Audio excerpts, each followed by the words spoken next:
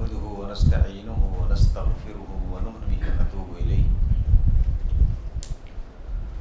ونعوذ بالله من شرور أنفسنا ومن سيئات أعمالنا من يهده الله فلا مضل له ومن يضلل فلا هادي له وأشهد أن لا إله إلا الله وأشهد أن محمدا عبده ورسوله أما بعد فإن خير الحديث كتاب الله وخير الهدي هدي محمد صلى الله عليه وسلم وشر الأمور محدثاتها وكل محدثة بدعة وكل بدعة ضلالة وكل ضلالة في النار. أعوذ بالله السميع العليم من الشيطان الرجيم. بسم الله الرحمن الرحيم. يا أيها الذين آمنوا اتقوا الله حق تقاته ولا تموتن إلا وأنتم مسلمون. يا أيها الناس اتقوا ربكم الذي خلقكم من نفس واحدة وخلق منها زوجها وبث منهما رجالا كثيرا ونساء واتقوا الله الذي تساءلون به والأرحام إن الله كان عليكم رقيبا. يا أيها الذين آمنوا اتقوا الله وقولوا قولا سديدا يصلح لكم أعمالكم ويغفر لكم ذنوبكم ومن يطع الله ورسوله فقد فاز فوزا عظيما. وقال تعالى أيضا إنا أعطيناك الكوثر فصل لربك وانحر إن شأنك هو الأبتر.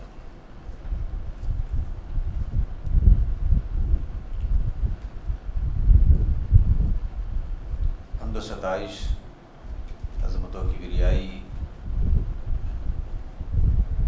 اللہ رب العزت کے لیے ہے جس نے آج ہمیں یہ موقع فراہم کیا کہ آج ہم یہاں المعہد الاسلامی کی اس مسجد میں اللہ تبارک تعالیٰ کی ایک عظیم عبادت قربانی اور اس سے متعلق چیزوں پر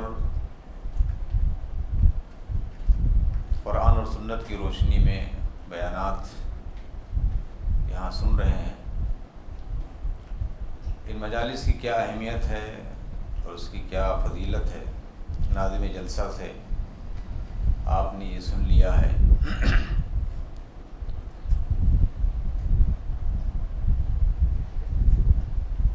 ایک بات ہر آدمی کو ذہن نشین رکھنی چاہیے.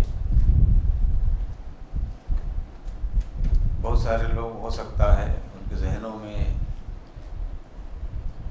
یہ سوال گردش کر رہے ہوں کہ قربانی تو ہر سال ہوتی ہے اور اس کے جو مسائل ہیں وہ مسائل بھی بار بار دہرائے جاتے ہیں, ان کی کیا ضرورت ہے؟ دیکھیے, ہمارا جو دین ہے وہ علم کے اوپر مبنی ہے.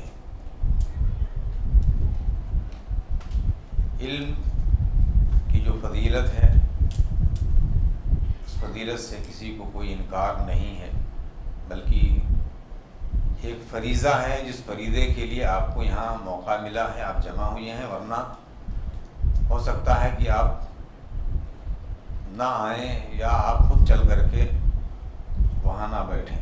اس لیے لائق مبارکباد ہیں وہ لوگ جن لوگوں نے اس مجلس کا اہتمام کیا ہے اور وہ لوگ جو لوگ اس کی سرپرستی کر رہے ہیں, اس مسجد کے جو ذمہ داران ہیں, ان کے جو اراکین ہیں, ہمارے نوجوان جو اخوان ہیں جن کی محنت اور کوشش سے یہ اجتماع اور اس درس کا انعقاد ہو پایا ہے.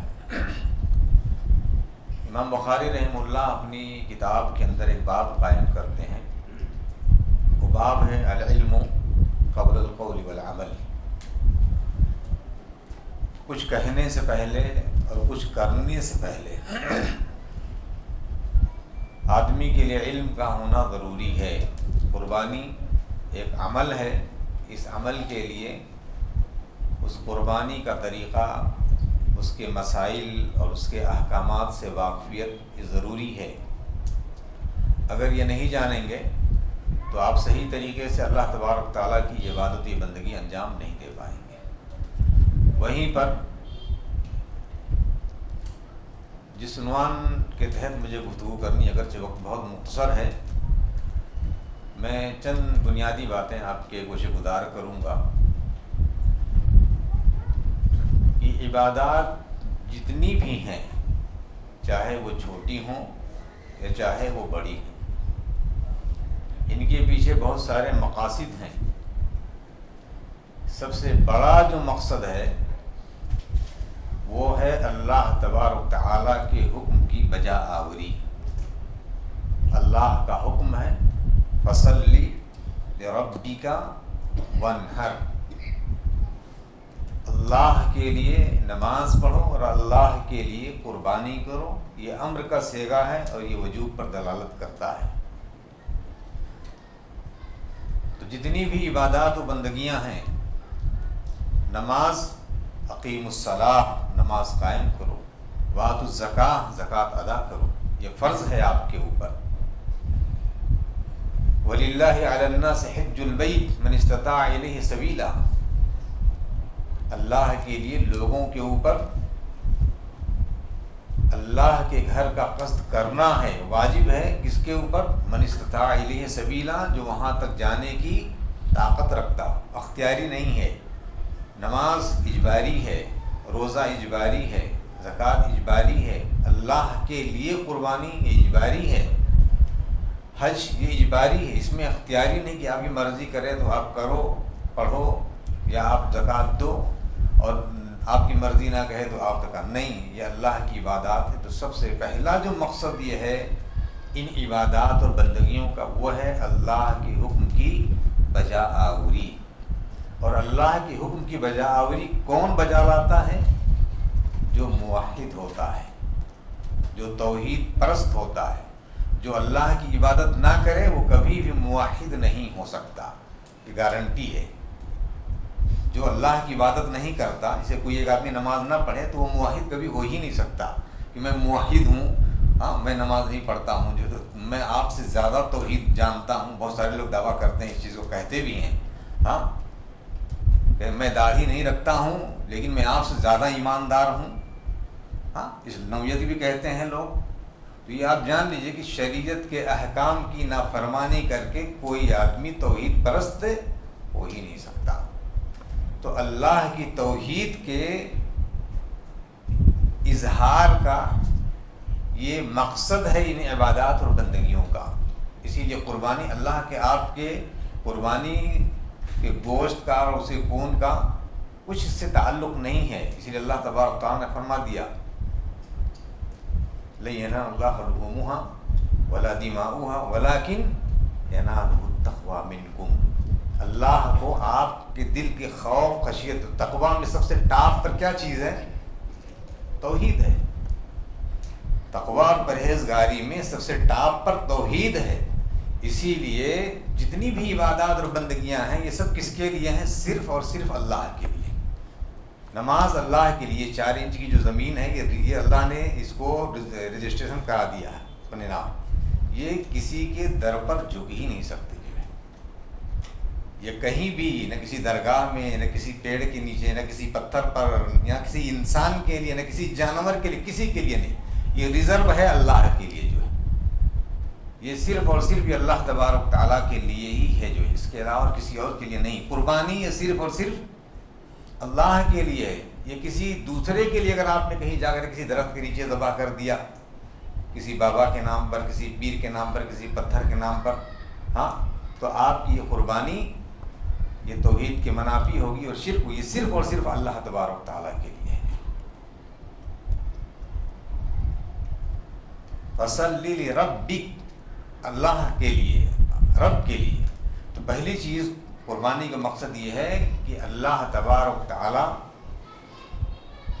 کی عبادات اور بندگیوں اور اللہ کے فرمودات کی بجا آوری۔ دوسرے، آپ کے اپنے توحید کا اظہار اور اپنے عبودیت کا اور خاکساری اور تذلل اور انکساری کا اللہ کے سامنے اقرار کہ اللہ میں بندہ ہوں، تو معبود ہے، تیرا حکم ہے، میں تیرے حکم کی تعمیل کر رہا ہوں، تیرا حکم ہے قربانی کرنے کا تو میں قربانی ادا کر رہا ہوں، تیرے لیے قربانی کا تقاضا ہے، میں یہ قربانی تیرے لیے کر رہا ہوں۔ تو اللہ تبارک تعالیٰ نے قربانی کا جو بڑا مقصد ہے وہ یہ ہے، یہ صرف اور صرف یہ اللہ تبارک تعالیٰ کے لیے ہونی چاہیے۔ قل ان صلاتی و نسکی و محیای و مماتی للہ رب العالمین لا شریک لہ بذلک امرت وانا اول المسلمین۔ جب آپ قربانی بقرہ ذبح کرتے ہو تو آپ اس کا اعادہ کرتے ہو۔ قل، نبی پاک صلی اللہ علیہ وسلم کے زمانے یہ کہلوایا جا رہا ہے، قل ان صلاتی و نسکی، میری نماز اور میری قربانی، وہ محیایا و مماتی، میری موت اور میری زندگی، للہ رب العالمین، دونوں جہان کے رب کے لیے ہے، اس میں کسی کی کوئی حصے داری نہیں ہے، یہ صرف اور صرف یہ اللہ کے لیے ہے۔ میرے بھائیو، یہاں توحید کا اقرار اور اللہ تبارک تعالیٰ کے لیے عبادت و بندگی اور خاکساری کا اظہار جو ہے۔ اور کیا مقصد ہے عبادات اور بندگیوں کے، قربانیوں کے؟ قربانی کے بڑا مقصد یہ ہے کہ اللہ کے فضل کا تلاش، اللہ کے فضل کی تلاش اور اس کے رضوان کی خواہش۔ محمد رسول اللہ والذین معہ اشداء علی الکفار رحماء بینہم تراہم رکعا سجدا یبتغون فضلا من اللہ ورضوانا سیماہم فی وجوہہم من اثر السجود ذلك مثلهم في التوراة ومثلهم في الإنجيل كزرع أخرج شطأه فآذره فاستغلظ فاستوى على سوقه يعجب الزراع ليغيظ بهم الكفار إلى آخر الآية۔ دیکھیے، آج ہم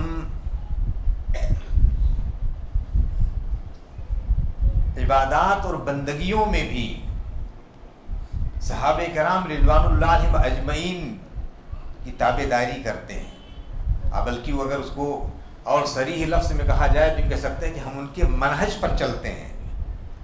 اللہ تبارک تعالیٰ قرآن مجید میں فرماتے ہیں، محمد رسول اللہ والذین معہ اشداء علی الکفار رحماء بینہم تراہم رکعا سجدا یبتغون فضلا من اللہ ورضوانا۔ لمبی آیت ہے، اس آیت میں جو محل استشہاد میں آپ کے سامنے رکھنا چاہتا ہوں کہ آپ پاؤ گے ان کو، کن کو؟ صحابہ کرام رضوان اللہ علیہم کو، رکعا رکوع کرتا ہوا، سجدن سجدہ کرتے ہوئے، یبتغون، مقصد کیا ہے رکوع کرنے کا اور سجدہ کرنے کا؟ یبتغون فضلا من اللہ ورضوان، دو مقصد ہے، دو مقصد، وہ دو مقصد کیا ہے؟ اللہ کا فضل تلاش کرنا اور اللہ کی رضامندی۔ اللہ کا فضل، اللہ کا فضل کیا ہے؟ اللہ کا فضل کیا ہے؟ جب آپ سجدہ کرتے ہو اور سجدے سے جب آپ اٹھتے ہو اور دوسرا سجدہ کرتے ہو تو دوسرے سجدے، پہلے اور دوسرے سجدے کے درمیان ایک دعا پڑھتے ہیں آپ۔ کیا پڑھتے ہیں آپ؟ اللہم اغفر لی وارحمنی واہدنی وعافنی وارزقنی۔ غور کرو آپ اس دعا کی برکت پر اور اس کی جامعیت پر کہ دنیا کی کون سی ایسی خواہش ہے جو اس میں آپ نے مانگ نہ لی ہو اللہ تبارک تعالیٰ سے؟ کون سی ایسی چیز ہے جس کا آپ نے سوال نہ کیا؟ اور اللہ کے نبی نے جو دعا دی ہے ہمیں، آج حالت کیا ہماری کہ ہماری نماز 5 منٹ کی ہوتی ہے اور دعا ہماری 15 منٹ کی ہوتی ہے۔ کچھ لوگ 5 منٹ کی نماز پڑھتے ہیں اور ہاتھ اٹھا کر کے 20 منٹ تک دعا کرتے ہیں۔ میرے بھائیوں، یہ نماز جو دعاؤں سے بھری پڑی ہوئی ہے، اس نماز کو اللہ کی رضا اور اس کے فضل کی تلاش کا ذریعہ بناؤ، جیسے صحابہ کرام رضوان اللہ علیہم بناتے تھے۔ تراہم رکعا، پاؤ گے انہیں رکوع کرتا ہوا، سجدہ کرتا ہوا، کیا چاہ رہے ہیں؟ یبتغون فضلا من اللہ ورضوانا۔ اب ہم ہاتھ جب اٹھاتے ہیں کیا؟ اللہ روزی دے دے، اللہ اولاد دے دے، اللہ یہ دے دے، اللہ مال دے دے، اللہ گھر دے دے، اللہ دکان دے دے۔ صحابہ نے ان سب چیزوں کا سوال نہیں کیا، اللہ سے فضل چاہا تو اللہ کو خوش کر دیا. جب اللہ خوش ہو گیا تو آپ کو کیا دے گا آپ کو نہیں معلوم. ہو سکتا ہے آپ اولاد کی تمنا کر رہے ہو اور اللہ آپ کو اولاد دے دے اور اتنی نکمی اولاد نکل جائے کہ اسی کے بد دعا کے لیے اس کے لیے ہاتھ گر اٹھیں آپ کے, اسی کے بد دعا کے لیے. ہو سکتا ہے کہ آپ گاڑی مانگو اللہ تعالیٰ سے اور اللہ آپ کو گاڑی دے دے اور جیسے ہی آپ بیٹھو جا کر کے ایکسیڈنٹ ہو جائے. تو آپ وہ چیز جو اللہ تبارک تعالیٰ سے سوال کرو جو فضل اور احسان ہو اللہ کا. یبتغون فضلا من اللہ ورضوانا, کہ اللہ سے اللہ کا فضل تلاش کرتے تھے کہ اللہ وہ چیز دے جو ہمارے لیے خیر کا باعث ہو, برکت ہو. تو اللہ مغفر لی, آپ نے اللہ سے بخشش مانگ لی. ورحمنی, اللہ سے رحمت کا سوال کر لیا, اللہ سے ہدایت کا سوال کر لیا, اللہ سے عافیت مانگ لی, اللہ سے ہدایت مانگ لی. کیا چاہیے آپ کو؟ کچھ بچا دنیا کے اندر مانگنے کے لیے؟ یہی تو چیزیں انسان کی ضرورت ہیں. میرے بھائیو, عبادات اور بندگیوں کا جو مقصد ہے وہ کیا ہے؟ اللہ کا فضل اور اس کی رحمت کی تلاش. ہمیشہ اللہ خوش ہو جائے, اور جب انہوں نے اللہ کی رضا چاہی تو اللہ ان سے راضی ہو گیا. رضی اللہ عنہم ورضوا عنہ, وہ اللہ سے راضی ہو گئے اور اللہ ان سے راضی ہو گیا. اور آج ہم اپنی عبادات اور بندگیوں سے کیا چاہتے ہیں؟ جس کے تعلق سے اللہ علیہ وسلم نے بہت بڑی بات کہی تھی کہ انی اخوف ما اخاف علی امتی الشرک الاصغر. قیل وما ہوا یا رسول اللہ؟ قال الریا, کہ مجھے اپنی امت پر شرک اصغر کا بڑا خطرہ ہے, مجھے ڈر لگتا ہے. میں اپنی امت پر جس چیز کا خدشہ محسوس کر رہا ہوں وہ شرک اصغر ہے. صحابہ نے پوچھا کہ اللہ کے وسلم وہ شرک اصغر کیا ہے؟ کہا ریا, دکھاوا. میرا بکرا آپ کے بکرے سے بڑا ہے, میرے بکرے میں گوشت اتنا ہے, میرے جیسا آپ کا نہیں ہے. میری قربانی, فلانے کی قربانی, ارے وہ کیا کرتا ہے, میرا جانور دیکھو, ارے وہ کس کو کھلاتا ہے, میرے یہاں دیکھو لوگوں. یعنی یہ ساری چیزیں کیا ہیں؟ یہ دلیل ہیں اس بات کی کہ آپ نے اللہ کے لیے نہیں کیا ہے. اس لیے میرے بھائیوں, عبادات اور بندگیوں کا مقصد اللہ کی رضا اور اس کی خوشنودی ہونی چاہیے. ریا اور نمود اور دکھاوا ہرگز نہیں. ان چیزوں سے پاک جب آپ کی قربانی ہوگی تو یہ مقصد ہے اللہ تبارک تعالیٰ کا اس قربانی سے جو ہے. اور کیا مقصد ہے قربانی کا؟ قربانی کا ایک بڑا مقصد ہے جو تقریباً تمام عبادات کا مقصد ہے, وہ تقویٰ اور پرہیزگاری. وَاتْلُ عَلَيْهِمْ نَبَأَ ابْنِ آدَمَ بِالْحَقِّ إِذْ قَرَّبَ قُرْبَانًا فَتُقُبِّلَ مِنْ أَحَدِهِمَا وَلَمْ يُتَقَبَّلْ مِنَ الْآخَرِ قَالَ لَأَقْتُلَنَّكَ قَالَ إِنَّمَا يَتَقَبَّلُ اللَّهُ مِنَ الْمُتَّقِينَ. اس آیت میں بہت پیغام ہے. یہ حضرت آدم علیہ السلام کی پہلی اولاد کا, بلکہ یوں کہہ لیجیے کہ انسانیت کی پہلی قربانی کا تذکرہ ہے کہ آپ ان پر آدم علیہ السلام کی پہلوٹی اولاد کا قصہ بیان کر دیے حق کے ساتھ, یعنی جیسے ہوا ہے اس طریقے پر کہ جب دونوں نے قربانی دیکھی. قربانی مانا اللہ تبارک تعالیٰ کی قربت حاصل کرنا, کہ ہم اللہ سے کیسے قریب ہو جائیں. کبھی ذہن و دماغ میں یہ نہیں ہونا چاہیے کہ اس قربانی سے ہم اللہ کو فائدہ پہنچا رہے ہیں. جو ہاں, کچھ لوگ اپنی عبادات اور بندگیوں کے ذریعے سے ایسا لگتا ہے کہ جیسے کوئی احسان کر رہے ہیں, قربانی کر کے, نماز پڑھ کر کے, روزہ رکھ کر کے, ایسا لگتا ہے کہ جیسے شاید کہ کہ وہ اللہ تبارک تعالیٰ کے اوپر وہ احسان کرے. نہیں, حدیث قدسی بڑی لمبی حدیث ہے کہ اگر ساری انسانیت جمع ہو جائے اللہ تبارک تعالیٰ کو فائدہ پہنچانے میں تو کچھ بھی فائدہ نہیں پہنچا سکتے. نہ اللہ کو آپ کی عبادات اور بندگیوں کی ضرورت ہے. ان عبادات اور بندگیوں کی ضرورت آپ کو ہے کہ اپنی عبودیت کو ثابت کر لے جاؤ اس معبود کے سامنے, اور اگر اس کو ثابت کر لے گے تو پھر آپ کو بیڑا پار ہو گیا, اللہ نے آپ کو بخش دیا ہے. اسی لیے عبادت کا جو معنی مفہوم ہے الخضوع والتذلل.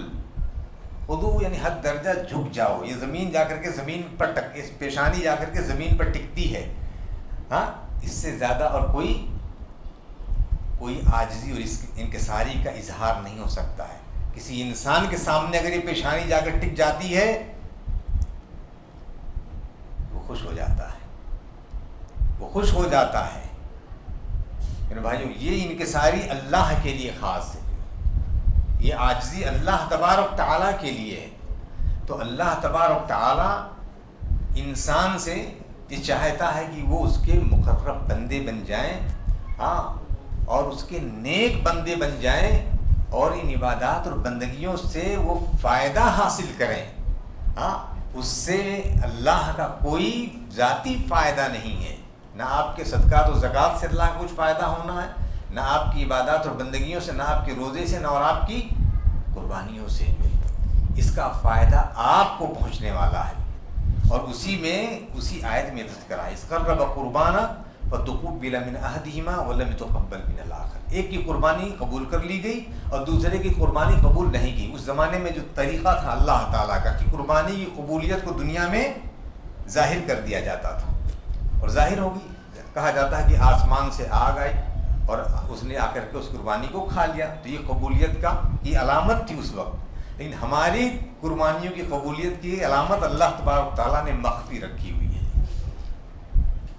فتقبل من احدہما ولم يتقبل من الاخر قال لاقتلنک. سوچو, دیکھو, یہی تقاضا ہے ہم سے, ہر ایک سے قربانی کے موقع سے یہی تقاضا ہے کہ ہماری یہ کوشش ہونی چاہیے کہ اللہ ہماری قربانی کو قبول کر لے.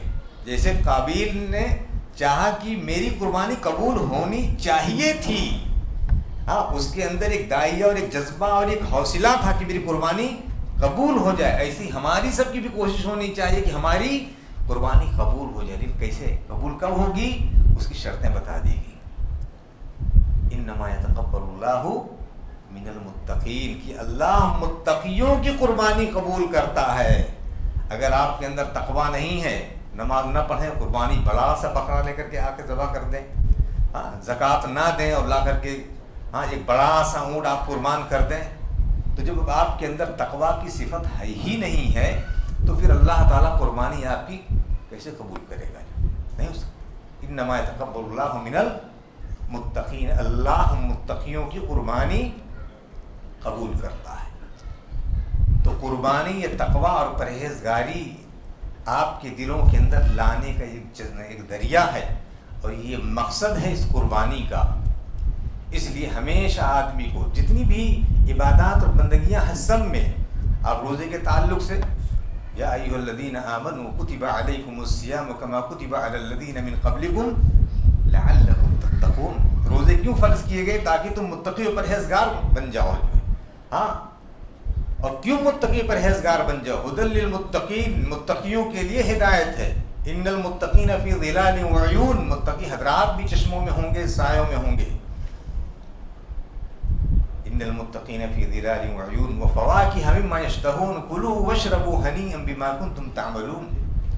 متقیوں کے لیے چشمے ہوں گے, سائے ہوں گے, کہا جائے گا کہ کھاؤ پیو موج مستی کے ساتھ, عیش کے ساتھ. یہ بدلہ ہے اس چیز کا جو دنیا میں تم کرتے تھے. اسی لیے سمجھ لینا چاہیے آدمیوں کو بدلہ عمل کے مقابل میں ہے, اور اگر کسی نے عمل نہیں کیا ہے تو وہ بدلے کی امید, مزدوری کی امید نہ رکھے.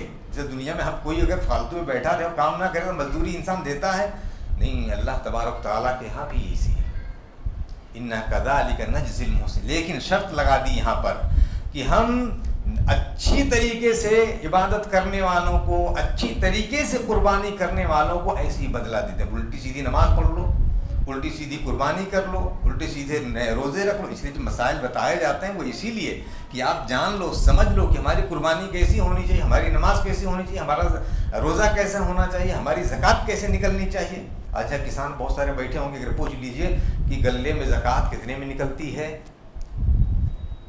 بہت سارے کسان ہیں یہاں کے سدھارتھ نگر کے, لیکن شاید نہیں معلوم ہوگا ان کو کہ کتنے غلے میں زکوٰۃ نکلتی ہے. نہیں, بس ابا دیتے آئے ہیں 2 مانی, دے دو 2 مانی. ہاں, بابا دیتے تھے 4 مانی, 4 مانی دے دو. بس کتنا نکلنا ہے پتہ ہی نہیں ہے. اب کہیں گے وہ سوکھا پڑ گیا تو آندھی آئی تو یہ ہو گیا, ایسا ہو گیا. اسی لیے ہو گیا یہ ہم کو پتہ ہی نہیں ہے، اور کتنا دینا چاہیے کتنا نکالنا چاہیے نہیں معلوم ہے. تو شرائع شریعت اسی لیے بتایا جاتا ہے کہ آپ جان لو، احکامات جانو گے تو اس کے مطابق جو ہے عمل کرو گے. تو متقی اسی لیے اللہ بنانا چاہتے کہ متقیوں کے ہی لیے جنت ہے. ان للمتقین مفازا حدائق وعنابا وکواعب اترابا وکأسا دہاقا لا يسمعون فيها لغوا ولا کذابا جزاء من ربک عطاء حسابا. پڑھتے جاؤ قرآن کریم اور سوچتے جاؤ متقیوں کے لیے اللہ تبارک تعالیٰ نے کیا کیا انعامات و اکرامات اور جو کامیابیاں ان کے لیے لکھ دی ہیں، یہ تقویٰ کے ساتھ جڑی ہوئی ہیں. اسی لیے 3 آیتیں ہمیشہ پڑھتے ہیں نا ہم لوگ. یہ ہم لوگ نہیں پڑھتے، ہمارے نبی پڑھتے تھے، ان کی اقتداء میں ہم لوگ پڑھتے ہیں. اور تینوں آیتوں کے اندر جو ہے تقویٰ کی تعلیم دی گئی ہے. یا ایھا الذین آمنوا اتقوا اللہ یا ایھا الناس اتقوا. لوگوں ڈرو اللہ تبارک تعالیٰ سے، ڈرو اللہ تبارک تعالیٰ سے، لوگوں ڈرو اللہ تبارک تعالیٰ سے. یہ اسی تقویٰ پرہیزگاری کے لیے ہے. تو کتب علیکم الصیام کما کتب علی الذین من قبلکم لعلکم تتقون. الحج اشہر معلومات فمن فرض فیہن الحج فلا رفث ولا فسوق ولا جدال فی الحج وما تفعلوا من خیر یعلمہ اللہ وتزودوا فإن خیر الزاد التقوی واتقون یا اولی الالباب. یہاں بھی دیکھو حج کا مقصد، قربانی اسی حج کا ایک حصہ ہے. جن کے اوپر حج فرض ہو چکا ہے تو چاہیے کہ وہ فسق و فجور، رفث، بیہودہ کام، بیہودہ حرکت، بیہودہ بات، جنگ و جدال، بیجا لڑائی جھگڑا، ان سب چیزوں سے پاک آپ کا حج ہونا چاہیے. اور جو کچھ تم کرتے ہو اللہ جانتا ہے. وَتَزَوَّدُوا فَإِنَّ خَيْرَ الزَّادِ التَّقْوَىٰ. اور توشہ جمع کرو. یہ قربانی یہ ایک توشہ جمع کرنے کا ذریعہ ہے. اور وہ توشہ کیا چیز ہے؟ وہ توشہ تقویٰ پرہیزگاری ہے، کہ آپ کی زندگیوں کے اندر تبدیلیاں آئیں جو ہے. اسی لیے احرام کا جب کپڑا حاجی پہن لیتا ہے تو یہ ایک علامت نہیں ہے، یہ اپنے آپ کو اس کپڑے کے حدود اور پابندیوں میں اپنے کو باندھ لینا ہے. کہ بھی نگاہ اٹھے گی تو جائز کی طرف، سنے گا کان تو جائز، بولے گی زبان تو جائز، ہاتھ بڑھیں گے تو جائز کی طرف، قدم اٹھیں گے تو جائز کی طرف. اب یہ ذہن اور دماغ بھی ادھر ادھر منتشر نہیں ہوں گے. یکسو ہو جاؤ اس کپڑے میں، اپنے آپ کو لپیٹ لو گویا کہ اب اس عبادت کے لیے اللہ تبارک تعالیٰ کے لیے یکسو ہو کر کے پہنچ گئے. اور اگر وہ ایسے ہی چلے گئے تو بدلہ 2 اللہ نے ذکر کیا ہے. وہ 2 کیا ہے؟ ایک میں یہ ہے کہ رجع کیوم ولدتہ امہ، گیا حج سے واپس آیا اور جیسے احرام لپیٹ کر گیا تھا اور اللہ کے جناب میں اپنے کو لپیٹ کر کے سارے ارکان کو ادا کیا تو لپٹ کر کے یہاں چلا آیا اسی تقویٰ اور پرہیزگاری میں. تو ایسے لپٹ کر کے آیا جیسے بچہ ماں کے پیٹ سے پیدا ہوتا ہے، لپٹ کر کے آتا ہے، جس کے اوپر کوئی گناہ اور غلطی نہیں ہوتی. یہ مقصد ہے، وہ جو لپیٹا جاتا ہے کپڑا، وہ اس کا مقصد یہی ہے جو ہے. دوسرے الحج المبرور لیس لہ جزاء الا الجنہ. یہ حج مبرور کا بدلہ جنت کے سوا اور کچھ نہیں ہے.